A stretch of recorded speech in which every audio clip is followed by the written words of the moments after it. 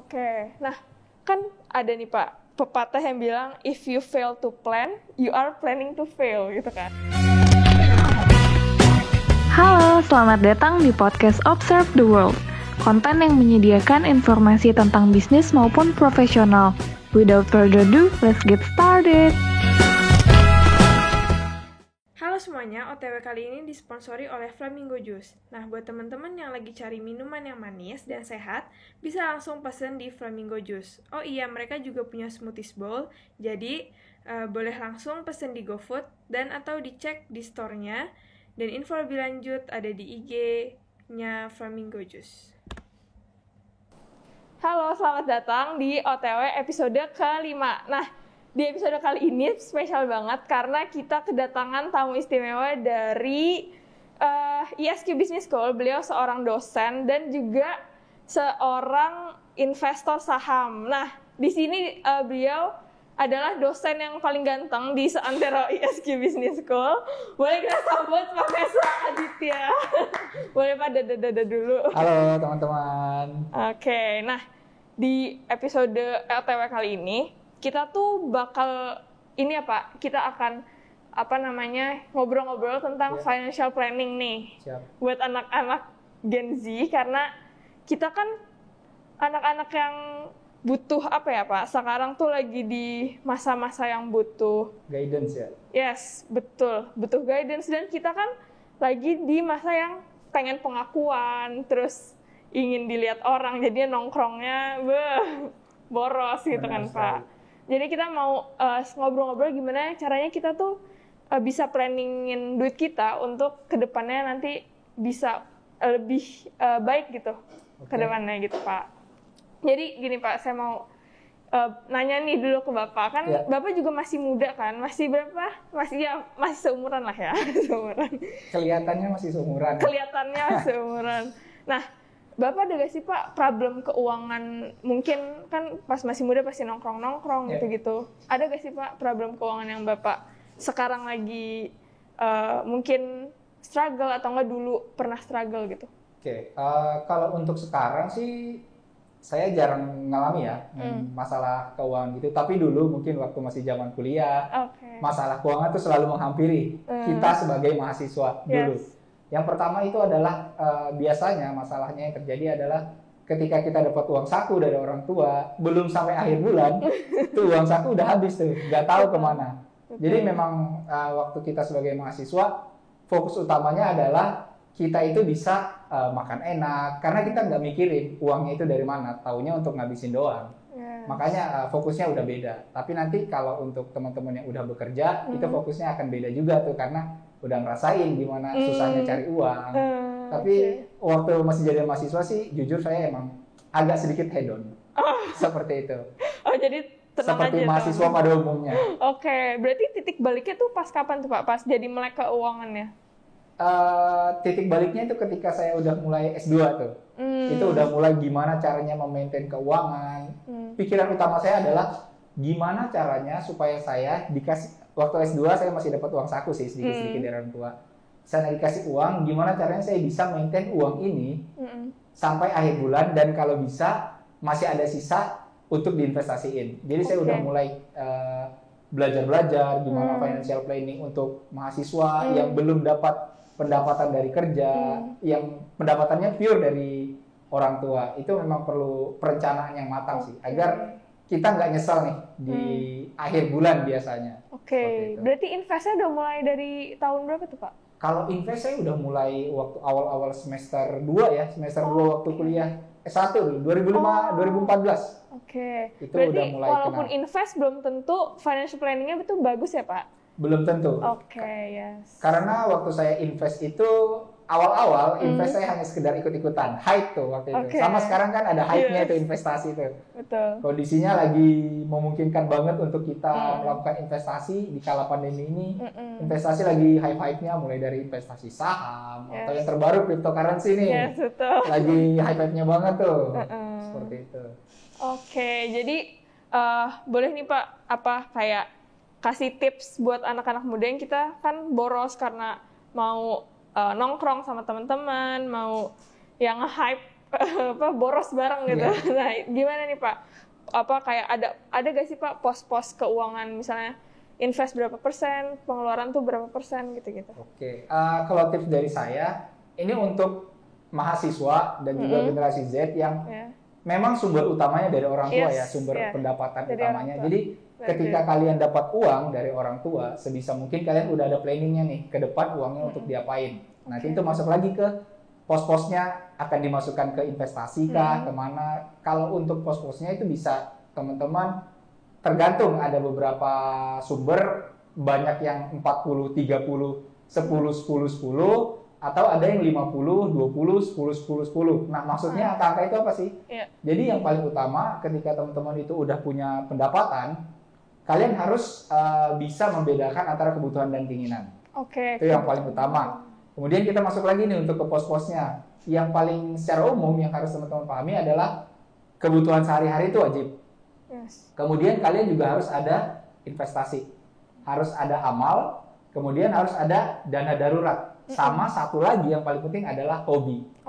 Untuk hobi. Nah, kemudian gimana nih persentase-persentasenya? Banyak, ini tergantung dari preferensi orang masing-masing sih.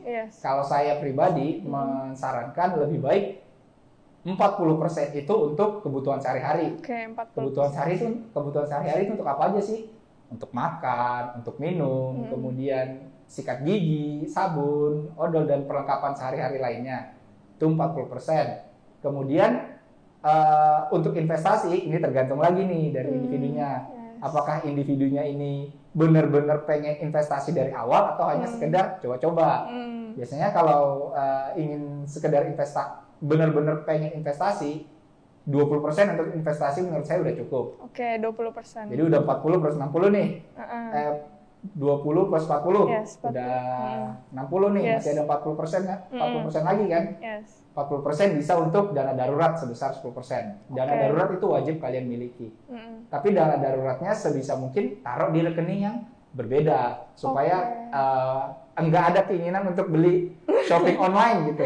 Benar. Kemudian ada untuk amal 10%, kemudian ada untuk hobi 10%, dan 10%-nya itu bisa untuk hal-hal yang kalian inginkan. Berarti kita ada 2 rekening nih Pak ya? Iya, lebih baik ada 2 rekening yang terpisah. Buat dana darurat 1. Dana darurat 1, dan satunya lagi untuk kebutuhan sehari-hari. Kebutuhan sehari-hari. Itu dicatat ya tadi tuh pos-posnya, karena kita sering banget kan Pak, ada duit, aduh gimana cara ngabisinnya? Iya, benar. Kayak gitu. Tapi ini kalau ada pos-posnya, kita lebih disiplin, terus bisa invest juga, bisa amal juga, bisa ada dana darurat juga. Nah, ngomong-ngomong soal invest nih Pak, kan banyak nih sekarang lagi hype banget tentang saham, kripto, dan lain-lain. Tapi kalau misalnya kita ngelihat di pasar modal tanpa mempelajarinya kan rada-rada gimana ya, bunuh diri gitu kan Pak. Nah, jadinya untuk pemula nih Pak, bagusnya tuh investasi apa sih Pak yang nggak perlu banyak belajar tapi bisa ada growth-nya di uangnya gitu? Sebenarnya jenis investasi banyak ya. Tadi udah disebutin nih Aisyah, ada saham, ada obligasi sebenarnya, ada yang lagi hype nih cryptocurrency, ada reksadana, ada deposito, ada peer-to-peer lending. Kalau menurut saya untuk teman-teman mahasiswa atau teman-teman generasi Z, yang jauh lebih aman itu adalah teman-teman berinvestasi di reksadana. Kenapa? Karena reksadana itu pure semua uang yang kalian miliki itu akan dianalisis atau digunakan oleh manajer investasi yang udah jauh berpengalaman dibandingkan kita otomatis. Kemudian dia juga jauh lebih paham kondisi pasar seperti itu. Jadi salah satu instrumen yang bisa digunakan adalah reksadana. Reksadana banyak lagi tuh, ada reksadana pasar uang, reksadana saham, reksadana pendapatan tetap, dan reksadana campuran. Itu tinggal menyesuaikan aja ke teman-teman terhadap preferensi resikonya. Apakah teman-teman itu tipe orang yang takut resiko atau tipe orang yang berani sama resiko, seperti itu. Selain reksadana, teman-teman juga bisa peer-to-peer lending. Peer-to-peer lending itu juga menurut saya cocok untuk mahasiswa karena peer-to-peer lending yang syariah ya. Karena berbasis dengan akad syariah. Sehingga nanti peer-to-peer lending itu konsepnya teman-teman meminjamkan uang ke startup lain yang membutuhkan dana. Biasanya di peer-to-peer lending itu teman-teman pasti pernah dengar dong, Investri, Akseleran, kemudian ada Amarta. Itu salah satu jenis dari peer-to-peer lending. Nah, itu bisa digunakan tuh. Returnnya juga cukup menarik. Untuk yang syariah aja bisa sekitar 15% per tahun. Betul. Seperti itu, peer-to-peer lending lebih aman. Dan juga ada asuransinya. Betul. Jadi ketika nanti teman-teman meminjamkan uang ke platform tersebut akan memberikan dananya ke pihak yang membutuhkan. Ketika pihak yang membutuhkan itu tidak bisa atau gagal bayar, dalam kata lain gagal bayar, teman-teman masih akan tetap dapat asuransi sebesar 90% dari modal yang teman-teman investasiin di peer-to-peer lending. Jadi menurut saya worth it lah. Betul. Lumayan kan 15% per tahun daripada uangnya nganggur di ATM malah dijadiin shopping, mending diinvestin. Jadi reksadana atau enggak peer-to-peer lending ya Pak. Itu yang paling rendah resikonya tapi lumayan returnnya. Lumayan. Oke, daripada ditaruh di deposito. Kalau di deposito itu dari dulu teman-teman pasti udah belajar ya. Kalau di deposito itu pasti banyak orang menganggap deposito pasti nilainya akan kalah dengan inflasi. Jadi menurut saya kalau taruh di deposito, uang kalian justru nggak bertambah karena mengikuti dengan inflasi yang terjadi. Jadi bukan investasi seperti deposito itu investasi, cuman investasi yang returnnya kurang terlalu baik lah. Betul. Nah Pak, kan sekarang lagi hype nih tentang saham nih. Saya mau dikit sih Pak, buat maksudnya kalau misalnya ada pemula yang mau masuk nih ke dunia persahaman. Apa sih yang harus dipersiapkan dulu gitu Pak? Yang pertama pasti dong teman-teman harus punya rekening dana nasabah nih, RDN atau rekening dana investor. Itu teman-teman bisa registrasi atau daftar di sekuritas terkait di perusahaan-perusahaan yang perusahaan-perusahaan yang memang khusus sebagai sekuritas. Setelah kalian dapat RDN, otomatis kalian harus belajar dulu karena masuk ke pasar modal khususnya saham tanpa mengenal ilmu dasarnya. Sama tadi seperti kata Aisyah, bunuh diri. Sama aja kayak, tapi banyak beberapa teman-teman yang nggak apa-apa kita test the water aja. Test the water tapi ujung-ujungnya boncos. Seperti itu. Jadi balik lagi ketika teman-teman itu udah punya rekening dana nasabah, teman-teman setidaknya harus paham ilmu dasar dari saham itu seperti apa. Kemudian perbanyak untuk dengar masukan-masukan dari influencer atau expert yang di dunia keuangan khususnya saham. Kalau misalnya ada nggak Pak buku-buku atau enggak video yang kita bisa, yang Bapak rekomen, terus bisa kita pelajarin gitu untuk pemula? Untuk buku, ini nggak di-endorse ya. Jadi beberapa buku yang saya baca itu mayoritas karangannya Ryan Filbert. Ryan Filbert itu salah satu penulis top di dunia saham, khususnya di Indonesia. Banyak yang menyebut Ryan Filbert itu sebagai Lo Fei Hongnya Indonesia atau Warren Buffettnya Indonesia lah, seperti itu. Banyak bukunya di buku-buku dari Ryan Filbert yang dijual belikan di toko buku. Seingat saya ada sekitar 9 atau 10 buku yang udah publish. Itu teman-teman bisa mulai belajar dari yang benar-benar basic sampai yang udah ke analisis yang udah teknikal atau fundamental yang udah advance lah. Berarti kan ada dua nih Pak, ada fundamental, ada teknikal. Untuk pemula bagusnya apa Pak? Untuk pemula saya sarankan itu harus belajar fundamentalnya dulu. Fundamental. Karena yang paling utama untuk melihat perusahaan itu layak untuk dibeli atau tidak itu pasti ada dari fundamentalnya. Dari laporan keuangannya apakah baik atau buruk. Kemudian kalau udah mulai expert sedikit, bisa tuh belajar teknikal, ngelihat tren pasar seperti apa, tren pembelian trader-trader lain seperti apa, sehingga kita bisa memforecast atau meramalkan kira-kira saham ini layak kita beli atau enggak. Jadi sebenarnya analoginya tuh, kalau saya suka nganalogiin fundamental sama teknikal itu kayak sapi.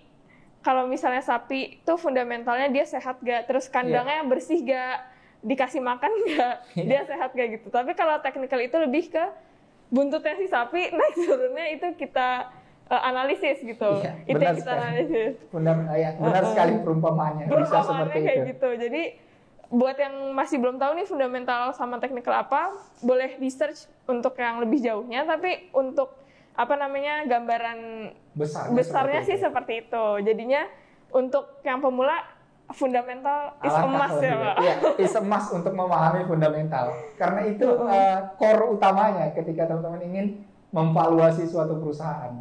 Oke. Nah, kan ada nih Pak pepatah yang bilang if you fail to plan, you are planning to fail gitu kan.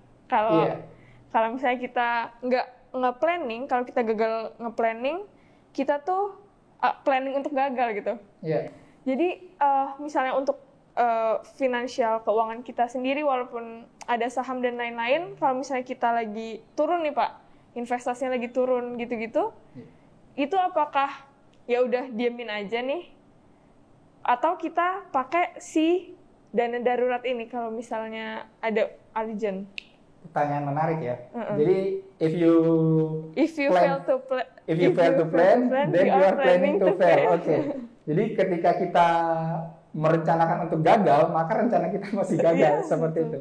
Ya, jadi kalau misalnya kayak gini nih, apalagi waktu awal-awal pandemi nih, bulan Maret tahun lalu, April tahun lalu, itu saya ngerasain banget nih sebagai investor tuh. Meskipun investornya baru seumur jagung, tapi saya udah merasakan tuh gimana mental seorang investor tuh diuji pada saat yang seperti itu. Apakah kita harus menarik semua uang kita dari pasar modal, yang ketika itu pasar modal lagi merah-merahnya, atau kita tetap percaya nih sama pasar modal.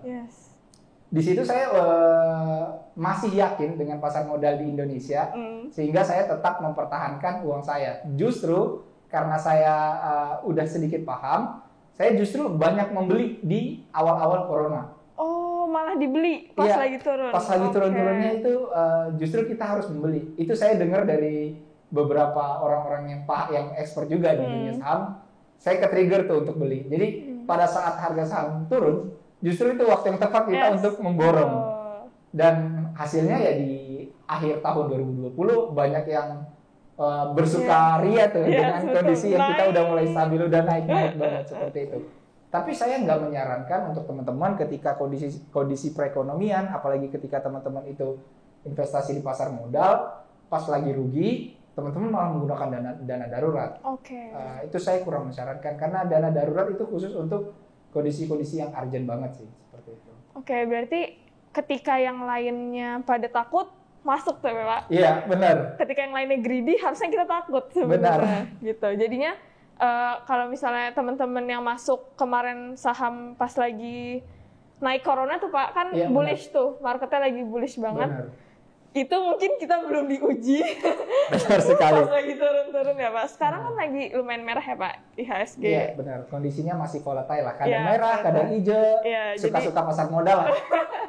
Jadi itu mungkin financial planning tuh pentingnya untuk itu. Jadi kalau misalnya kita investasi, nggak semuanya ditaruh ke investasi, tapi ada juga dana darurat. Jadi kalau misalnya investasinya merah, kita masih ada duit lah yang kita simpan gitu. Dan untuk financial planning ke depan, biasanya financial planning untuk investasi, jangan teman-teman masukkan semua investasi uang kalian itu di investasi yang terlalu berisiko. Jadi sebisa mungkin kalian diversifikasi atau dibagi. Sekian persen di saham, sekian persen di deposito, sekian persen di obligasi, sekian persen di reksadana, atau sekian persen lagi di P2P lending. Jadi semua tuh terdiversifikasi. Satu merah bisa aja tempat hijau. Jadi diversifikasi investasi juga penting. Nah, boleh nih Pak, bocoran untuk kita jangka panjang tuh saham yang mungkin akan jangka panjangnya itu apa Pak? Boleh dibocorkan sedikit? Disclaimer on ya, kalian pertanggungjawabkan sendiri ya. Kalau saya melihat kondisi perekonomian sekarang, yang masih oke banget tetap di kondisi perbankan. Karena kondisi perbankan kan sebagai tolak ukur atau tiang utama perekonomian kita di Indonesia. Kondisi di industri perbankan, industri consumer and goods juga saya masih tetap optimis di industri tersebut. Jadi di dua industri ini ada kemungkinan besar beberapa saham yang masuk ke dua industri ini dalam jangka panjang valuasinya itu akan meningkat, harga sahamnya juga cenderung meningkat. Berarti yang lagi Bapak hold apa nih Pak? Wah, masuk ke rahasia dapur nih. Iya, boleh lama dikit untuk pemirsa OTW. Jadi ada beberapa saham sih yang sedang saya hold sekarang. Baru saya cek tadi sebelum sholat, itu kondisinya 4 merah 2 hijau. Oke. Tapi nggak masalah karena itulah seninya ketika teman-teman berinvestasi saham. Betul. Salah satunya ada di Bank BCA, saya ada hold, di Astra International juga ada saya hold di situ. Oke, berarti itu ya. Bocor sedikit. Dalam jangka panjang ya. Iya, jangka panjang ya.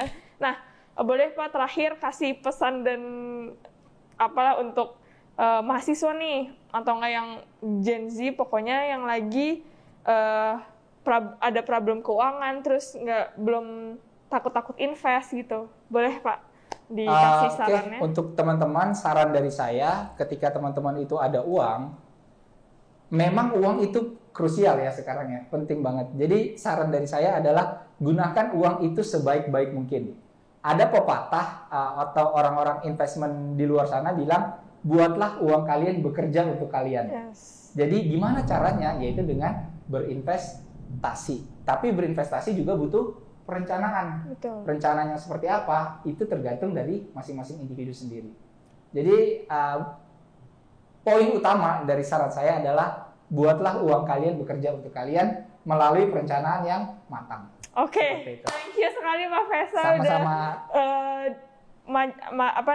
Jadi bintang tamu di OTW kali ini. Semoga nanti bisa kita undang lagi. Mungkin kalau misalnya kalian mau lebih tahu tentang saham atau apa, boleh di komen di bawah. Nanti kita undang lagi Pak Faisal. Terima kasih Pak Faisal. Ya, sama-sama. Terima kasih juga teman-teman di OTW. Saya Aisyah pamit undur diri. Terima kasih. Wassalamualaikum warahmatullahi wabarakatuh.